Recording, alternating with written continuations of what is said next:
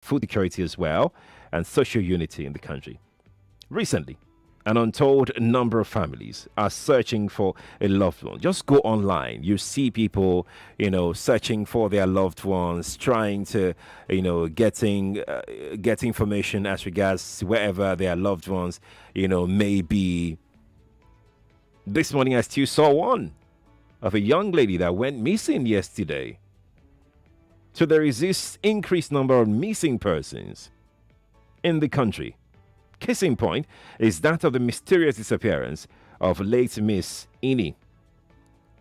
Umoren. She was 26, a job seeker who went for a job interview in Akwa Ibom State, but never made it back home. She was allegedly murdered by Frank Akpan, whom the police said has confessed to being a serial rapist and a killer. A particular investigative journalist, David Hundeyin, joins me right now. He did a good detailed report. So I'm going to leave the background story to the current level of development to David, who joins us via Zoom this morning. You can watch on Facebook, and also watch on YouTube this morning. David, lovely morning to you. Thank you for joining us. Thank you for having me. Let's start with the case in point of this conversation. Because of time, we have about 45 minutes on this show, and I will want us to be very brief about it. How did this, you followed this story right from the beginning to this very moment, you're still following it. Take us through how it all started. Well, I mean, the details of the story are in the public domain already. That's right. But suffice to say, on April 29, Iniubong Umoren responded to a supposed job interview offer, which was brought to her by a certain Ezekiel Frank Uduak Akpan. And this was in Uyo in Akwa Ibom State. And she showed up to the supposed location. And then her friend in Lagos, she managed to send a short 2-second voice note, a WhatsApp voice note to her friend in Lagos, which sort of portrayed her screaming. And her friend in Lagos realized something was wrong and then put out an alert on social media, on Twitter, asking for help. Fortunately, well, it's not so fortunate because I mean the worst still happened anyway. Right. But she had taken some precautions.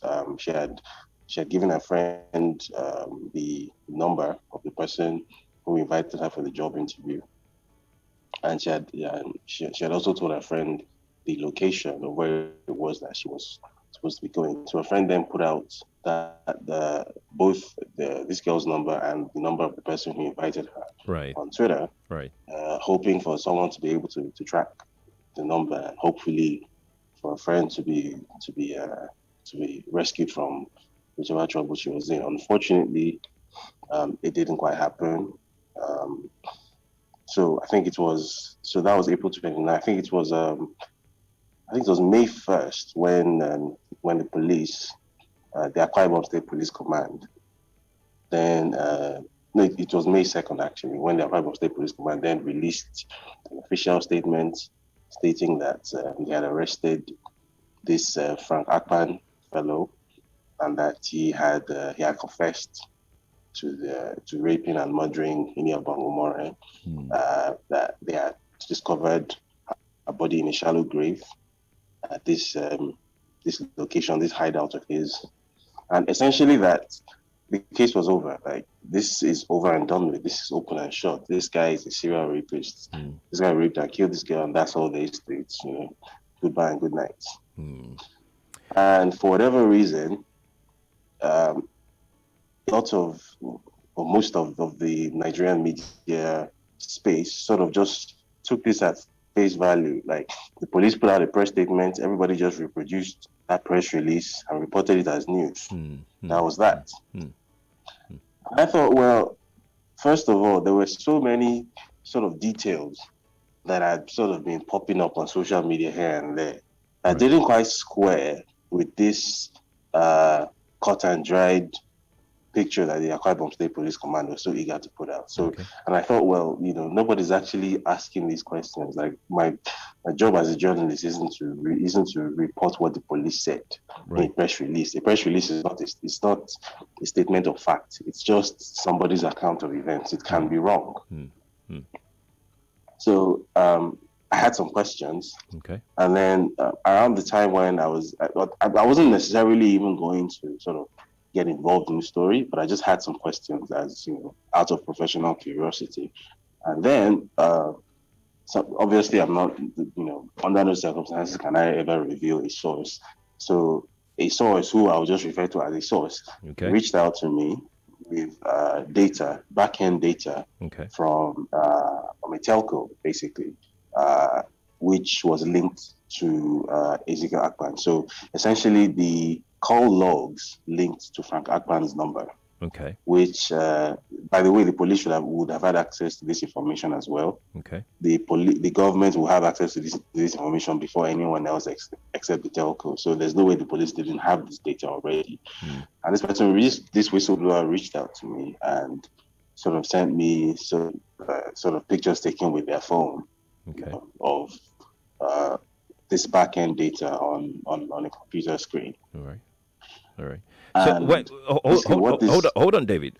Just to be clear for the listener just joining us, you're saying that your source reached out to you and gave you the call records, the outbound and inbound calls, that were made between David Akpan and whoever it was.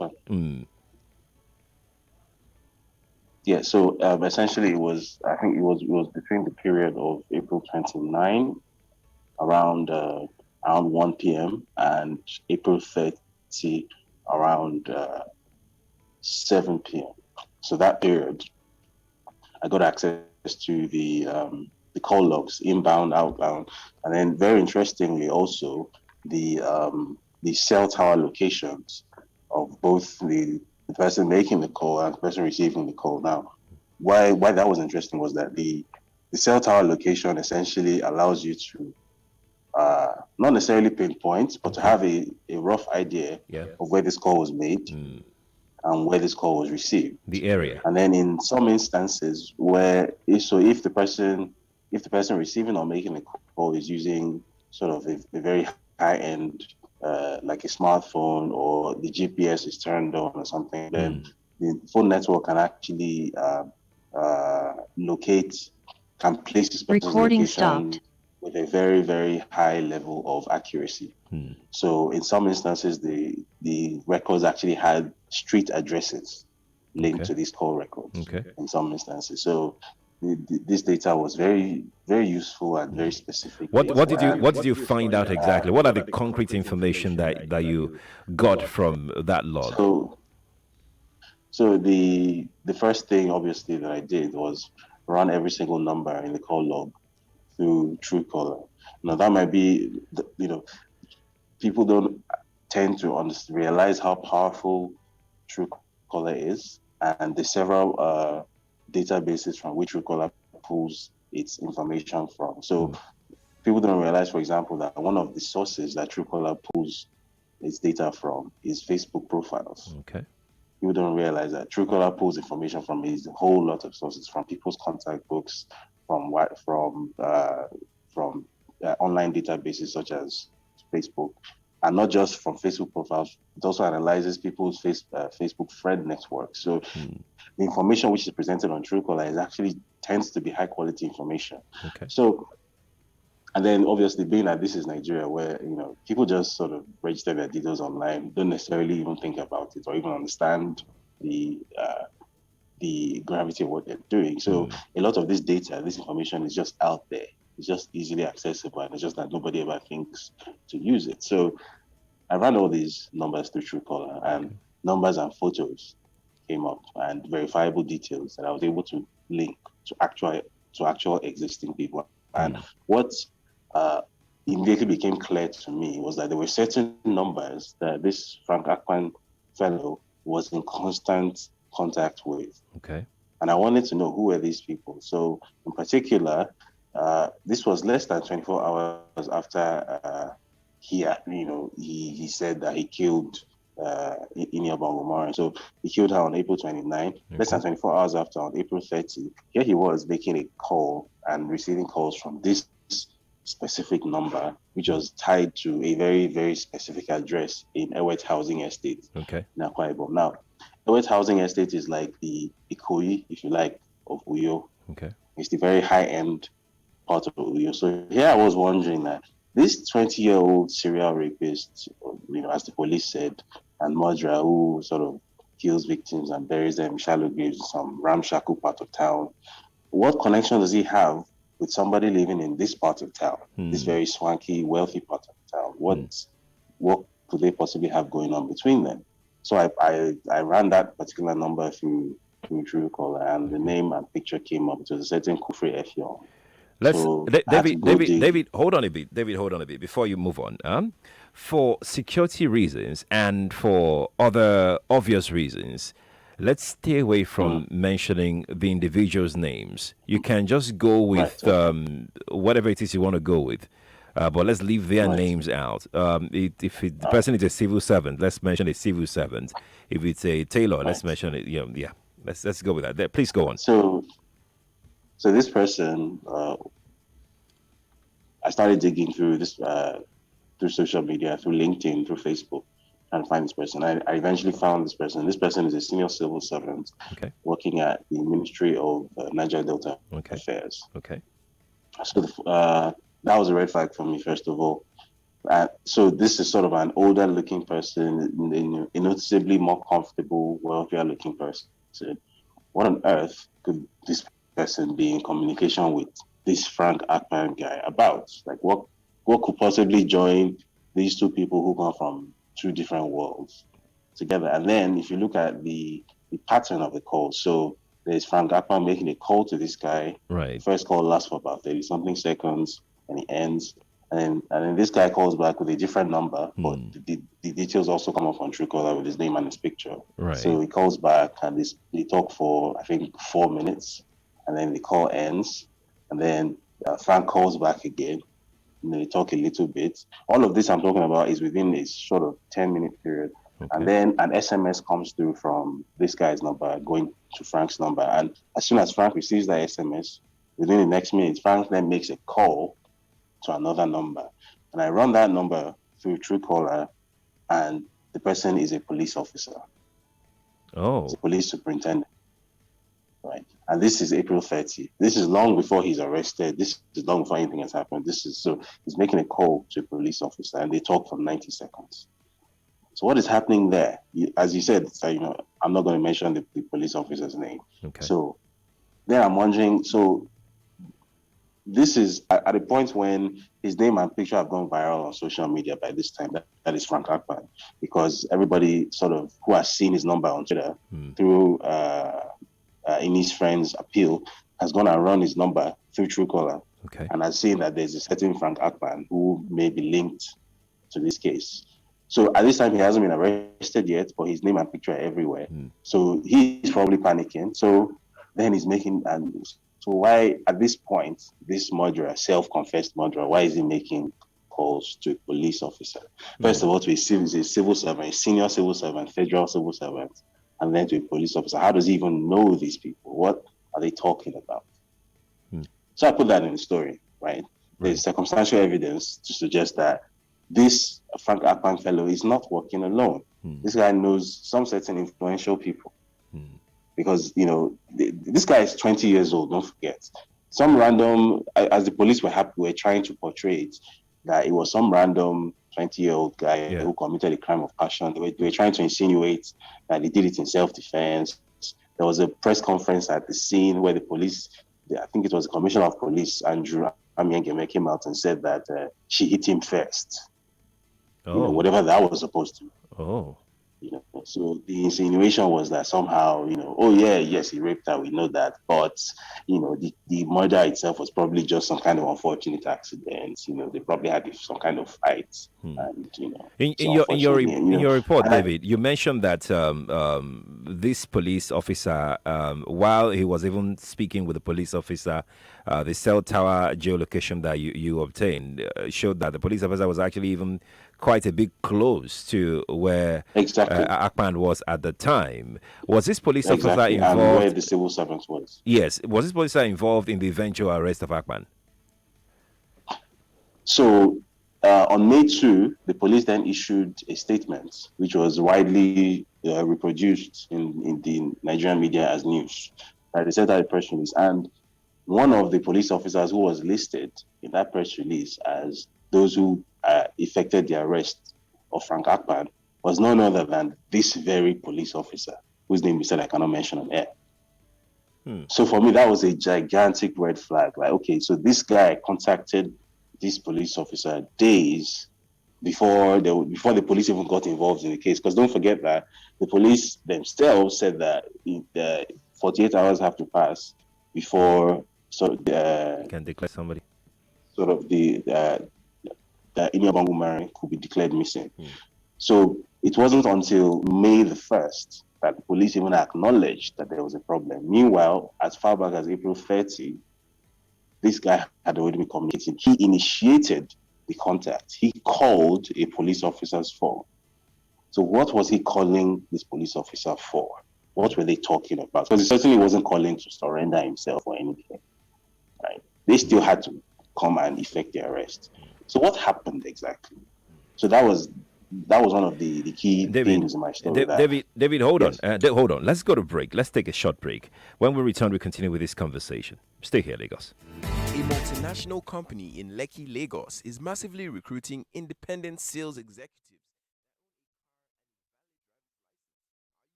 Make I show you the toilet where you go to share with the other neighbors.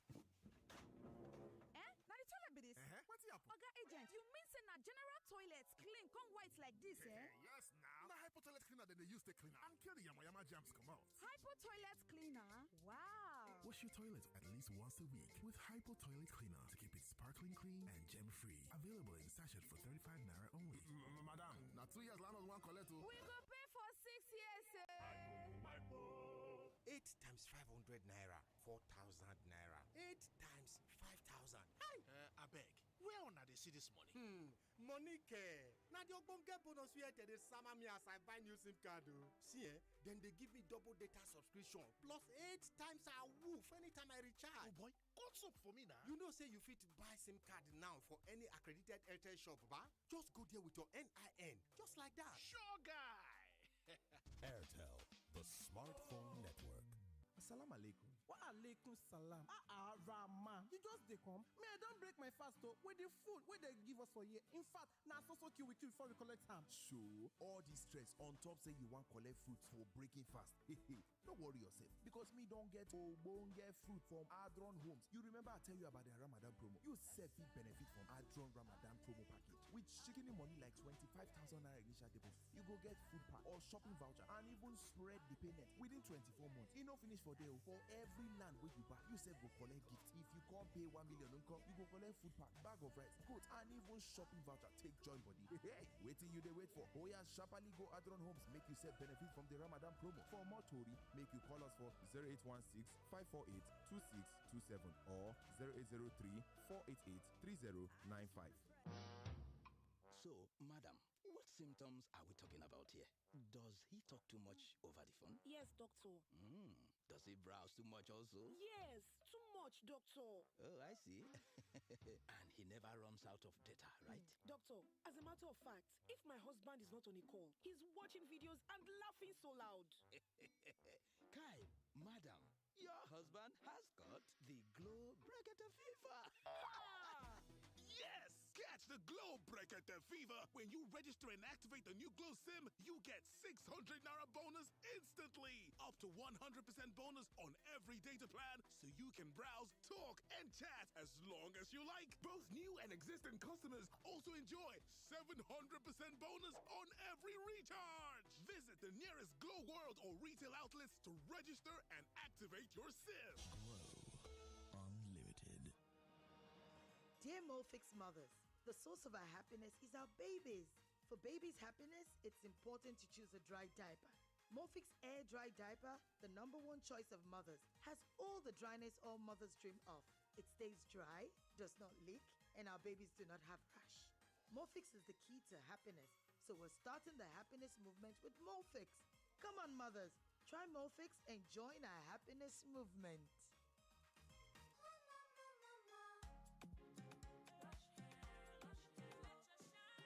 The place in Brighton, make everybody they wonder.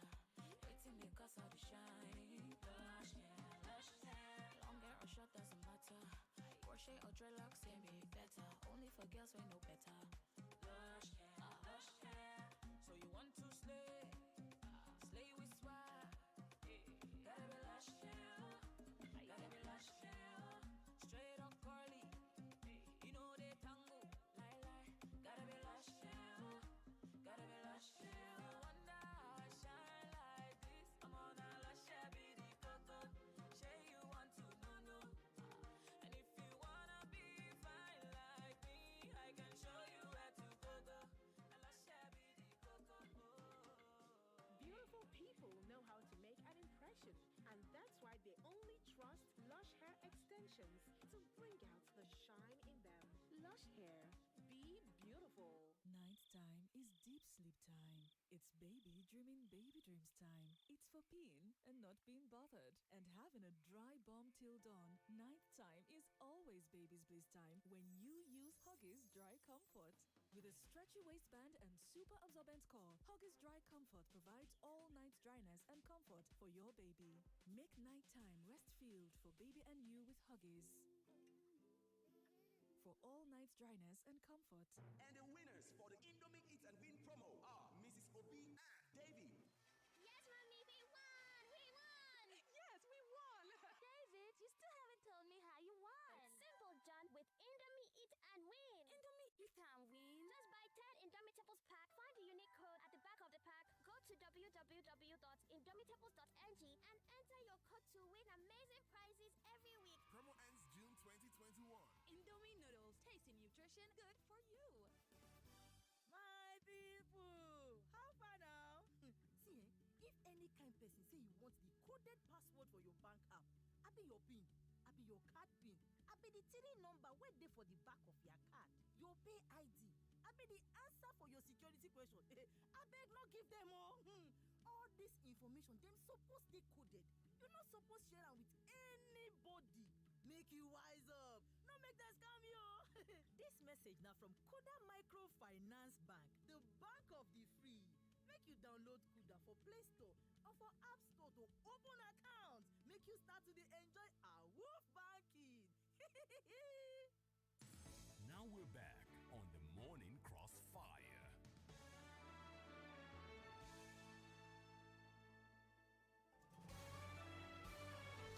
This is Morning Crossfire on 99.3 Nigeria Info.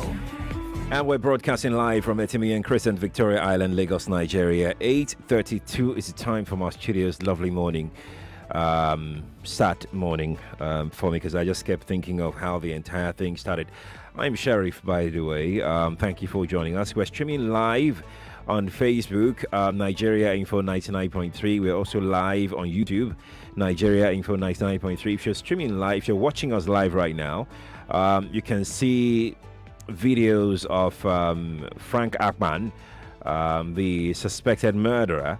You can see the shallow graves. You can see, things about the stories surrounding all the angles surrounding this singular story concerning Frank Akpan and the murder of Ini. David Hundeyin is an investigative journalist joining us right now via Zoom. David, thank you again for giving us your time this morning. Thanks for having me.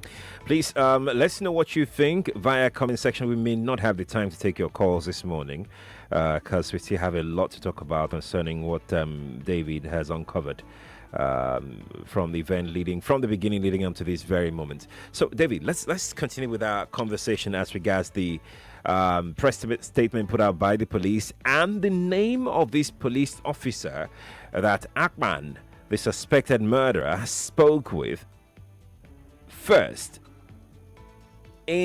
on this same list that the police put out. You said it raised a flag for you. It's a big discrepancy in the event of how we can get justice for Umoren. What else did you notice? Well, for one thing, later on, a few days later, I was on Rise TV with the Akwa Ibom State Police Commissioner Andrew Amiengeme, and I put the question to him that why was Frank Akpan contacting a police officer days before he was arrested, and what were they talking about? Mm-hmm. And this man looked me in my eye and said that it was the police that reached out to him, that they were trying to lure him out, that he went to Calabar, he ran away, so they were trying to convince him to come in. Well, it was Frank Akpan himself who made the call, right? And the call records are very clear about this. So it was not the police that reached out to Frank Akpan. It was Frank Akpan who reached out to the police officer. And they had a private conversation. What were they talking about? And up till now, as we speak, the Akwa Ibom State Police Command and the Akwa Ibom State Police Commissioner, Andrew Amiengeme, continue to repeat that lie that the police reached out to Frank Akpan first and they're trying to get him out. That is not true. The call record states very clearly that he was the one who reached out to this police superintendent. Up till now, as we speak, the Akwa Ibom State Police Command continues to repeat this, and I've seen the police commissioner go on NTA to repeat this. I've seen him on the day they staged that whatever that was, where they put Frank Akpan in the middle of a bunch of journalists, and it was almost like he was like a musician giving, like a celebrity giving an interview or something, whatever that was. The Akwa Ibom State Police Command still repeated it, that it was the police that were trying to lure him out. Meanwhile, he was the one who made the call. So whatever it is that they're trying to hide, first of all, they're not very good at hiding it, because they simply say 2 + 2 is 3. And then they simply just don't listen to anybody saying that, well, obviously that can't be right. So you'd have to ask the Akwa Ibom State Police Command what exactly it is that they're so desperate to hide. So, and at the time when Frank Akpan was uncovered, bear in mind that this hideout of his was an active crime scene, right? So, and there were several videos flying up and down on social media showing items at the hideout. So, the shoes, books, clothes, things belonging to women, to females, right? And I mean, it's this. You don't have to be a police officer to know that an active crime scene should be protected, right? Because if this guy has just killed somebody, and then there are items in his possession at the active crime scene, which might indicate that he has done this before. And there are several I don't want to call them eyewitness accounts, but there are several, what's the word I'm looking for now? There are several accounts out there indicating that this is not this guy's first time. This guy has done things like this before. So as a police force, your first priority should be to protect that crime scene. Make sure that the public doesn't have access to it, so that you can first of all determine, has this guy done this before? And if he has, how many times has he done it? Are there shallow graves there? Obviously, you need to take soil samples to confirm, to check for human remains, that sort of thing. There are so many things that you need to do. Instead, the Akwa Ibom State Police Command allowed that place to become a pilgrimage site.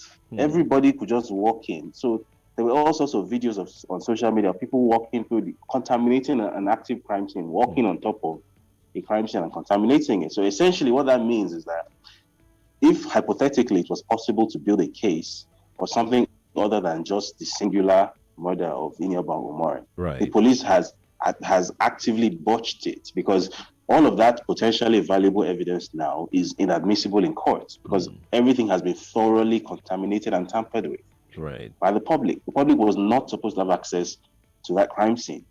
And again, I put this question to Akwa Ibom State Police Commissioner: that is it that you're not good at your job? How on earth could you let that happen? And this man says, it was the rampaging youths that came through and the police were powerless.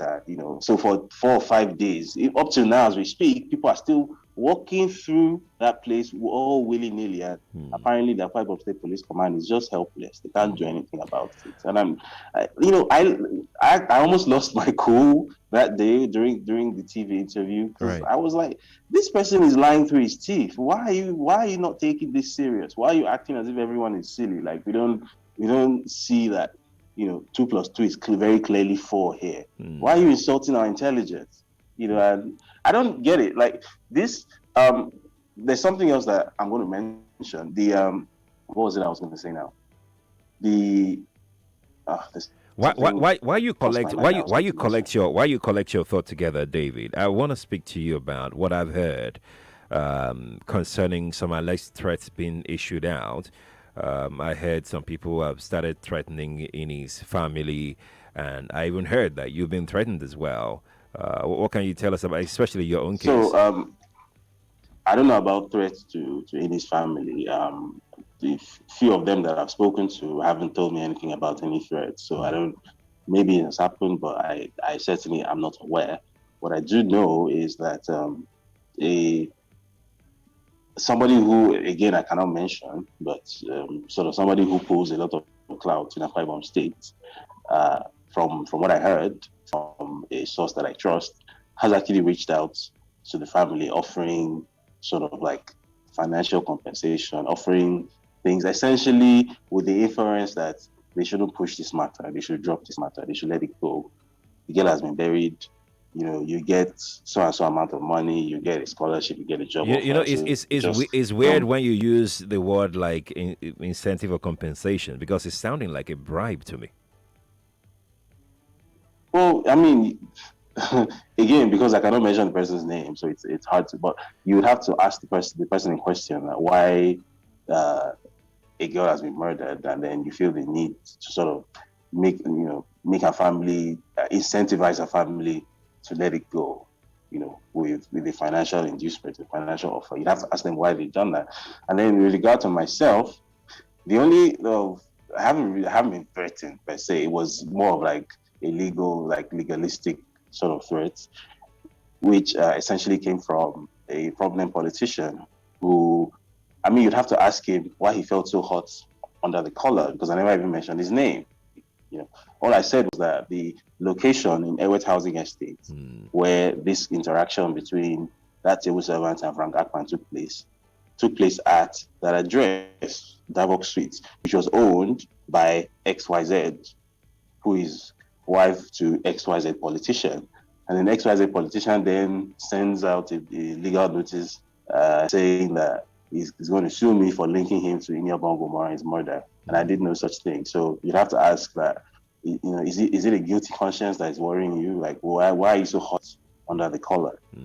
I haven't even suggested you are linked to this case, and you're already sort of panicking and sending out legal notices here and there. So I said, well, if you want to sue me, please feel free. Like, over the past year, I've been subject of nothing less than 14 different lawsuits. So, if you want to become the 15th, please feel free. There's nothing new there. Okay. I haven't done anything wrong. I've done my job. I've done it to the best of my capacity. I'm very objectively good at my job. So I'm very confident. So please bring it on. So that's all there is to say about any supposed in your report, David. You repeatedly mentioned this concept of organ trafficking, whatever it is. What gave you that idea that this could just be as a result of that? Well, so for one thing, this Frank Akpan fellow, based on the sheer number of people who have come forward to say that this exact thing that was done to lure Umoren to that hideout of his was done to them as well.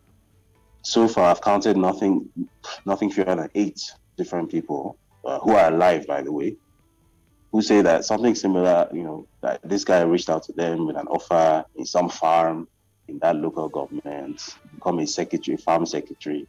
And in some cases, they didn't show up. In some other cases, they showed up and changed their minds very rapidly. They didn't go through with it. And then after this happened, they realized that, wow, we probably cheated death on that occasion. So it became, from my point of view, it was very evident that this isn't just a simple, like a one-off thing, right? And then bearing in mind that some of the materials found at the scene, some of the uniforms, the books and whatnot, date back as far back as 2013. All right. So, and in 2013, Frank Akpan would have been 12 years old if he's 20 years old now. Oh my. So it's not logical to think that at 12 years old, Frank Akpan was going around raping and murdering women. Right. So which would mean that this was something, and then bear in mind that this guy is 20 years old. So what is the organizational capacity of a 20-year-old to run this kind of like crime operation by himself? There's nobody else involved, and he has been doing this for how many years? It doesn't really make sense. Clearly, this guy, at the very least, has some assistance. He's working with some people. Now, if he's working with people, what could be the aim of this work that they're doing? The aim cannot simply be for him to rape and kill women. If he's some kind of serial killer, serial rapist, then why would anybody assist him to do that? There has to be something in it for them. And obviously that's something in this case. If you're going around targeting defenseless young women to kill them, what could possibly be in that for you from an economic or financial point of view? What could be in it for you? And the only reasonable answer would be that the economic incentive for doing this must be that either for the purposes of ritual human sacrifice, which is very much a thing in Nigeria. Let's be very clear about that. It has always been a thing. It still is a thing.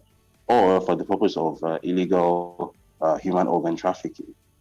So there's probably that financial inducement involved. So that's the angle that I chose to attack it from. And also, very interestingly, although I haven't put out a follow-up to the story yet, because there's so many other stories I'm working on, and frankly, the response of the police to this story has kind of has left me kind of winded, because it's one of these stories where it's becoming very clear that the entire establishment has closed, has sort of shut the door and is determined that nothing is going to come out of this investigation. As we speak, the Akwa Ibom State Police Command has officially closed the investigation. As unbelievable as the investigation in the history of Nigeria, they've officially closed the investigation. I can tell you that categorically. I heard that from Iniubong, who was a lawyer that was initially representing Umoren family before he pulled out. Now, as I was saying, I spoke to one of these would-be victims of Frank Akpan. This, in her case, it was December 2020, and he reached out to her. Again, the same story: come and become a secretary in some farm, blah blah blah blah. It was following the lockdown and everything. She needed a job. She needed some money, so she agreed. Now, in the lead up to when she actually showed up to this location, this guy had been sending her some very cryptic internet links talking about how there's a need to transcend this plane of existence, and just very cryptic stuff that if I weren't atheist, I would say was sort of like occultic in nature. And also bear in mind that part of the country is I mean, my mom is from that part of the country, so I think I'm allowed to say this. Okay. That part of the country is a part of the country where cultism and sort of those secret groups are very much a thing in politics, in universities, in pretty much all facets of life. They're very much a thing in the Niger Delta, particularly in the Akwa Coast region. Right. So and then this girl shows up on the day, and fortunately, very, very fortunately for her, she at the point where he was about to take her into this sort of secluded building in this very secluded place, and she was having second thoughts about it. Then an Okada, a bike, happened to be going past. Okay. And she stopped this bike and basically ran away.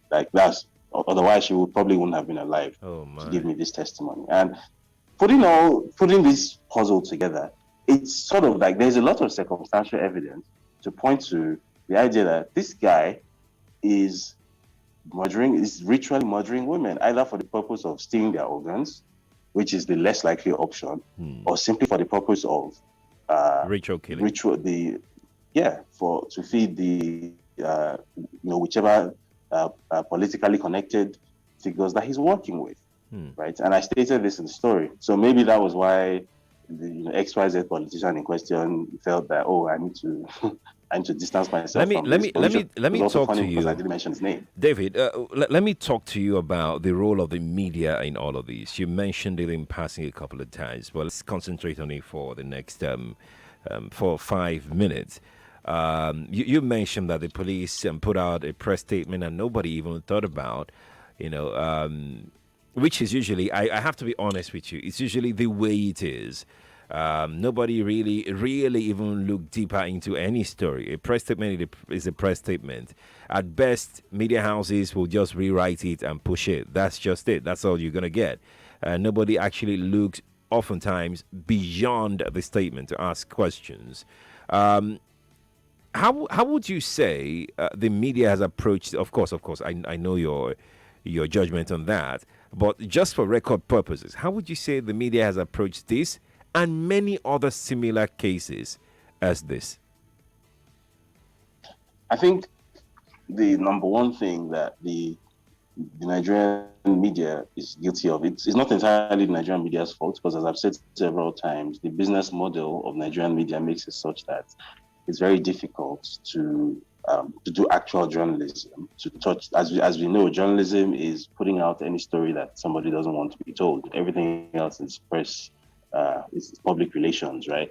But doing actual journalism in Nigeria is hard because the business model of journalism makes it such that the government and parts of the private sector, which make up the Nigerian establishment, are the ones actually controlling a lot of the actual money that sustains journalism. So it's difficult to do it properly. However, one thing I will say is that, and this was something that I was taught by my American trainers when I was working on the other news at Channels TV, because the show was run by an American organization called Pilot Media Initiative. And what the trainer told us was that, look, we see this thing in developing countries all the time where we go into Zimbabwe, we go into Kazakhstan, we go into Ghana, we go to Nigeria, and it's the case that we meet journalists, we're training journalists, and they think that when a minister or a police commissioner or somebody, a prominent person, calls a press conference, that what the person says at that press conference somehow is news. That no, a press conference is a staged event. A press release is somebody's statement of events, it's somebody's account of events. Both of those things can be wildly inaccurate, they can be wrong, they can be deceitful. So you're not supposed to take what is written in a press release and reproduce it as objective fact. It is not objective fact, it's just what somebody said. I can send out a press release right now.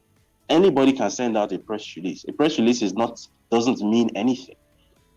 But it seems as if that basic understanding of what a journalist's job is has sort of been lost in the noise in Nigerian media. Because again, as I said, the business of survival as a journalist in Nigeria is such that you don't really like the actual why and wherefore of doing your job often gets lost in the day-to-day hustle. So in this case, for example, where we had some of the the best respected and best regarded online and print media publications in Nigeria simply reproducing the statement that the police put out uncritically, right? Nobody thought to something as simple as, let me say, going to Frank Akpan's Facebook page and poking around, just see what you find there. Nobody really thought to do that. That's not even like investigative journalism or something. That's just really like basic stuff that I think every teenager in some spare time and the data bundle would do. Nobody really thought to do that. Nobody thought to question anything. It was just the police had said this, right? And so you would see, let me say, Premium Times, for example, will put out a headline stating that murdered Akwa Ibom job seeker, blah, blah, blah, blah, blah. A statement of fact that this happened to the murdered Akwa Ibom job seeker. Meanwhile, when you read the story, what you then find out is that assertion that so and so and so happened is simply based on a statement that the police made, a statement that the police made in a press release, right? And that press release, how do you know it's true? How do you know the police are telling the truth? Does the media even care? That's the question, because the thing is that the media has a very specific kind of power that when the media reports something as fact, especially the well-respected and well-regarded media, when they report something as fact that, so for example, on NTA Newsline on Sunday evening, NTA Newsline ran a whole segment on this story. And the segment essentially was almost like, if you watched it was almost like a defense of Frank Akpan. So the segment said Frank Akpan was, he's a serial rapist, but he committed the crime in self-defense. It was an unfortunate incident. And then we had the voiceover, the newscaster in Akwa Ibom walking through this hideout and saying that there have been reports on social media that there are shallow graves here, blah, blah, blah, blah, that as you can see, this is not true. How do you know that this is not true, for God's sake? Who told you that it is not true? The person that told you that it's not true is the Akwa Ibom State Police Commissioner through a press release. David. Or through the stage press conference that he did. That's just what they said. David, have you gone to verify something for yourself? I wish we had more time, but we are absolutely and totally out of time. But I must say thank you for joining us on the Crossfire today. It's been fun having you. Hopefully, by the time you conclude your other investigations, we'll be able to have you back on to talk more on it. David Hundeyin, thank you so much for joining us. Thank you for having me. All right. Lagos, Nigeria. There you go. Investigative journalist David Hundeyin joining us this morning on the Crossfire. It's a long conversation. But we can't go beyond this. Thank you all for staying tuned. Let's see if we can give somebody 10,000 naira. How about that? After which we'll come back and complete the show today. Credit View is here with just a minute.